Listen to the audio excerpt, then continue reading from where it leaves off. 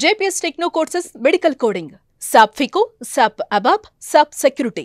For contact. ఎక్కడ ఖాళీగా లేరు. మీకు పిఆర్ లేకపోయినా మీతో పిఆర్ మెయింటైన్ చేస్తుంది ఇండస్ట్రీ. సార్ అవును ఇండస్ట్రీ ఎవరిని వదిలేదండి. అదే టాలెంట్ ఉన్న వాళ్ళు ఎవరిని ఇండస్ట్రీ విషయం అంటే ఇప్పుడు ఎవరైనా సరే వాళ్ళకి వాళ్ళ భస్మాసుడిలాగా వాళ్ళ నెత్తి మీద వాళ్ళు చేయబెట్టు అంటే వాళ్ళు చేసిన తప్పులే ఉంటాయి కానీ విషయం ఉన్నవాడు ఒకవేళ రాలేదు పైకి రాలేదు అనుకుంటే ఇండస్ట్రీ మాత్రం ఎవరిని టాలెంట్ ఉన్న వాళ్ళు ఎవరిని వదులుకోదు. టాలెంట్ బిహేవియర్ ఉన్న వాళ్ళని ఎవరిని అవునండి అదే బిహేవియర్ అంటే అదే ఇప్పుడు బిహేవియర్ అంటే యాటిట్యూడ్ చూపించడం వేరు మెతకతనం రెండు బ్యాడే. మనందరికీ ఎంతో ఎంతో ఎంతో ఆరాధ్య నటి అద్భుత నటి సౌందర్యం మీ సెట్లో నుంచే వెళ్ళిన తర్వాతనే ఆ అమ్మాయి యాక్సిడెంట్ గురేమి శివశంకరి మోహన్ బాబు గారితో శివశంకర్ అనే సినిమా మోహన్ బాబు గారు చేసింది. ఆ సెట్ సగం అయిపోయింది ఆ సినిమా. 70% అయింది సార్. 70% అయిపోయింది. అది మోహన్ బాబు గారు అసలు స్ట్రిక్ట్ అండి. ఒక్కోసారి మంచిగా ఉండడం కూడా బ్యాడ్ అవుతుంది అప్పుడు. ఎందుకంటే సౌందర్య గారి మీద అసలు కాంట్రవర్సీ అనేది లేదు. ఇప్పుడు ఎవరు ఎలాంటి ఆర్టిస్ట్ వచ్చినా అడిగినా సరే షూటింగ్ మధ్యలో ఏమండి నేను ఇలాగా ఎలక్షన్ క్యాంపెయిన్కి వెళ్ళాలి నాకు 2 days గ్యాప్ ఇవ్వండి అంటే వేరే ఏ ఆర్టిస్ట్ అయినా ఒప్పుకునేవారు కాదు మోహన్ బాబు గారు. అలాంటిది సౌందర్య గారు వచ్చే అడగగానే ఆయన ఏదో సీన్లు షూట్ చేయాల్సింది షెడ్యూల్ మార్చుకుని ఆయన ఫైట్ సీక్వెన్స్ ఏదో ప్లాన్ చేసి ఈవిడ్ని పంపించారండి. అసలు మామూలుగా మోహన్ బాబు గారు లాగే ఉండి కుదరదు మన సీన్స్ ఉండగా నువ్వు షూటింగ్ ఉండగా నువ్వు ఎలా వెళ్తావని అనుంటే బాగుండేది అనిపించింది. మనకు అంటే డెఫినెట్గా ఆయన ఎవరు చెప్పినా ఒప్పుకోరు కదా. కానీ సౌందర్య ఎప్పుడు ఏమి అడగదు అంటే పాపం చాలా సాఫ్ట్ కార్నర్ అందరు ఆయన మొత్తం ఇండస్ట్రీలో మొత్తం. ఎందుకంటే ఆవిడ అనిపించుకునే మనిషి కాదు. ఆవిడ మీద కాంట్రవర్సీ అనేది లేదు. అంత మంచితనమే ఆవిడికి. అక్కడ కాదనలేకపోయింది క్యాంపెయిన్కి పిలిస్తే. ఆవిడ మాటని ఈయన కాదనలేకపోయారు. అది నాకు బ్యాడ్ అయింది. లేదంటే ఆ సినిమా పూర్తి ఉంటే ఇంకో రకంగా ఉండేది. అదే మొత్తానికి ఏదో చేసి ఫినిష్ చేశారు ఆ సినిమా.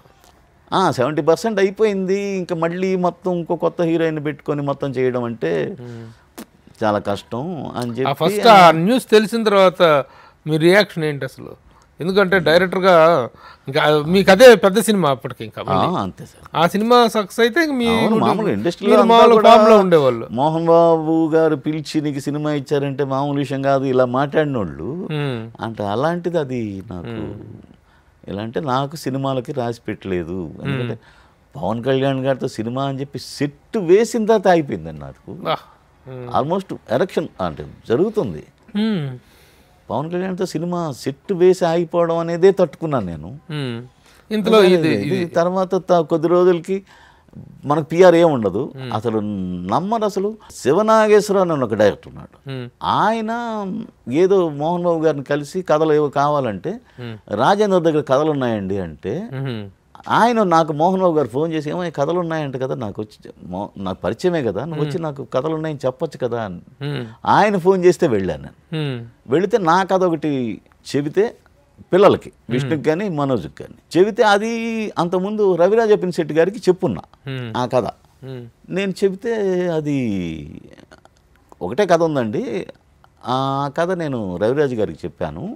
ఆయన నా డైరెక్షన్లో నేను చేస్తాను ఆయన చెప్పారు. నా గురువు కాబట్టి మాట ఇచ్చాను అంతేకంటే నీకైనా అడ్వాన్స్ ఏమైనా ఇచ్చాడా అని అడిగారు. అడ్వాన్స్ ఏంటో మాట అండి అంతే. నేను మాట్లాడతానులే రవిరాజు గారికి ఆయన ఫోన్ చేశారు. ఫోన్ చేసి రాజేంద్ర సబ్జెక్ట్ రాజేంద్రకి ఇచ్చేసినా ఓకే లేదంటే నువ్వు మా పిల్లలతోటి ఎవరితో చేసినా ఓకే అని ఆయన చెప్పారు. రవిరాజు గారు బిజీగా ఉండడం వల్ల ఆయన సబ్జెక్టు ఇవ్వలేదు చేయడం డిలే అవుతుంది. ఈ డిలే అవుతున్న టైంలో ఇది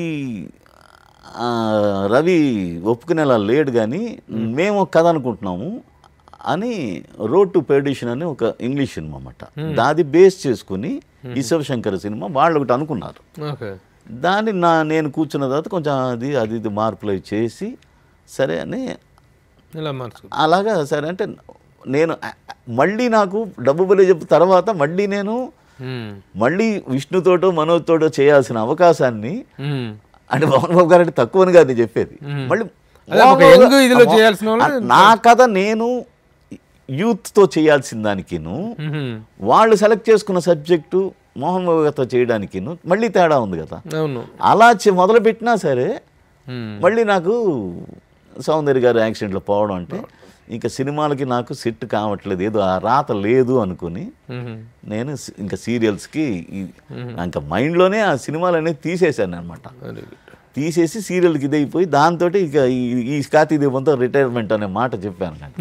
కానీ ఇప్పుడు ప్లాట్ఫామ్స్ మారి మళ్ళీ చాలా ఓటీటీ ప్లాట్ఫామ్స్ అన్ని వచ్చి వెబ్ సిరీస్ కానీ డైరెక్ట్ ఫిలిమ్స్ ఓటీటీ ప్లాట్ఫామ్స్ చేస్తున్నారు కదా, అవి కూడా ఏదైనా ఒకటి చెయ్యాలి అనేది కోరిక ఉంది. ఇప్పుడు ఒక సీరియల్ చేస్తున్నాం వేరే చేయొచ్చా మీరు? మామూలుగా అంటే ఇంకో ఛానల్కి వెళ్లకుండా ఒకే ఛానల్లో ఉంటే నేను కార్తీక దీపం చేస్తున్నప్పుడు కూడా గుప్పిడంత మనసు అనే సీరియల్ కొద్ది రోజులు చేశా. ఇప్పుడు రెమ్యునరేషన్స్ అవి ఎలా ఉంటున్నాయండి మీకు? డైరెక్టర్గా ఇన్ని సీరియల్స్ ఇన్ని ఎపిసోడ్స్ చేస్తున్నారు కదా, హౌ పెద్దగా పేరైతే ఉంటుంది కానండి. నేను చెప్పాను కదా ఇందాక, బడ్జెట్ అనేది ఒక ఎపిసోడ్కి ఇంతే ఇస్తే ఇప్పుడు ఆల్మోస్ట్ అన్ని ఇప్పుడు సినిమాకి ఎన్ని క్రాఫ్ట్స్ ఉంటాయో దీనికి అన్నీ ఉంటాయి. ఫైట్ మాస్టర్ తప్పితే మిగతా అన్నీ ఉంటాయి. అందులోనే అతనికి ఇచ్చే ఆ 1.5 ఆర్టిస్టులకి, లొకేషన్కి, డైరెక్టర్కి, కెమెరామెన్కి, యూనిట్కి, ట్రాన్స్పోర్ట్కి, మొత్తం భోజనాలకి అన్నీ పంచాలి కదా. అప్పుడు అలా పంచేసరికి రెమ్యునరేషన్ పెద్దగా ఏముంటాయి.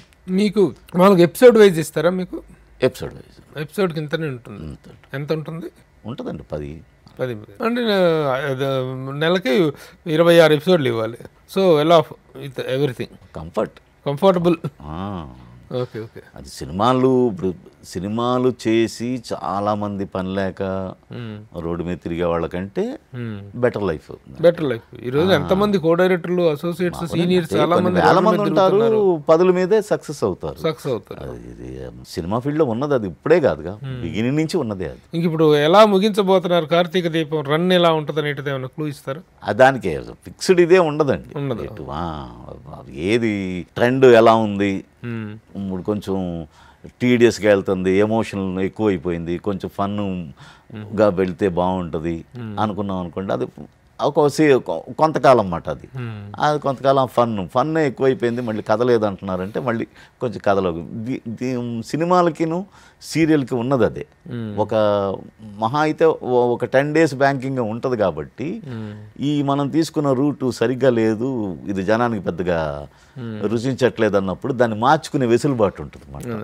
కొంచెం తప్పుడడుగు వేసినా మళ్ళీ మార్గంలోకి వెళ్ళిపోవడానికి టీవీ సీరియల్కి ఆ ఛాన్స్ ఉందండి. ఫిక్స్డ్ కథ అనేది ఇక్కడి నుంచి ఇదే గోల్ అనేది ఉండదు. సినిమాల కంటే మన క్లైమాక్స్ ఫిక్స్ అయ్యే సినిమా తీస్తారు. 2 గొప్ప అవకాశాలు, పవన్ కళ్యాణ్ గారితో ఒక సినిమా, అలాగే సౌందర్య మరణం వల్ల ఒక సినిమా, 2 పెద్ద ఆఫర్స్ మిస్ అయ్యి ఈ రోజున ఉన్నటువంటి ఈ డైరెక్టర్స్ ఎవరిలో కంటే కూడా తక్కువైనటువంటి టాలెంట్ కాదు మీది. మిమ్మల్ని మొదటి నుంచి, ఎందుకంటే దాసనారాయణరావు గారి దగ్గర, రవిరాజా పిన్సెట్ గారి దగ్గర, ఇటు గీతా ఆర్ట్స్లో పనిచేయటం, మోహన్ బాబు గారితో పనిచేయటం, వాట్ ఏ జర్నీ. అంత ఉండి కూడాను సినిమాల్లో సక్సెస్ అవ్వలేకపోవటం అనేటువంటిది లేదు. మీరు not failed in the films. తీసిన ఒక సినిమా బ్రహ్మాండంగా అయింది, అవార్డ్స్ వచ్చినాయి. 2వ సినిమాకి వచ్చినప్పుడు అవాంతరాలు వచ్చేసినాయి. అవార్డు అంటే ఇప్పుడు నాకు మా టీవీ సీరియల్లో నంది అవార్డ్స్ చాలాసార్లు వచ్చిందండి డైరెక్టర్గా.